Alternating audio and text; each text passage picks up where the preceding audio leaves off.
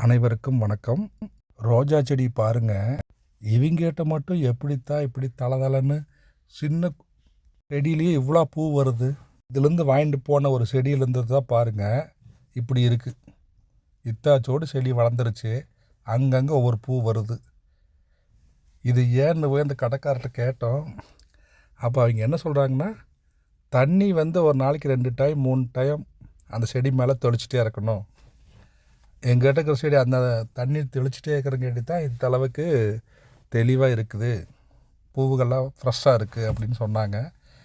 இதுக்கப்புறம் நாளையிலேருந்து இதை நான் ட்ரை பண்ணணும். இந்த செடிக்கு நாளையிலேருந்து தண்ணி தெளித்து பார்க்குறேன். அடுத்த வீடியோவில் அந்த தழைச்சி எத்தனை பூ பூக்குதுன்னு உங்களுக்கு எடுத்து அனுப்புகிறேன். நீங்களும் அதேமாரி தான் உங்கள் வீட்டில் ரோஜா செடி இந்த மாதிரி செடிகள் இருந்துச்சுன்னா மேலே அப்படியே லைட்டாக தண்ணி தொளிங்க. அதுக்காக வேருக்கு தண்ணி விடாமல் விட்றாதீங்க, வேருக்கும் தண்ணி விடுங்க. வெங்காயச்சருகு முட்டை ஓடு எல்லாம் போடுங்க, நல்லா தளதளன்னு வளரும்.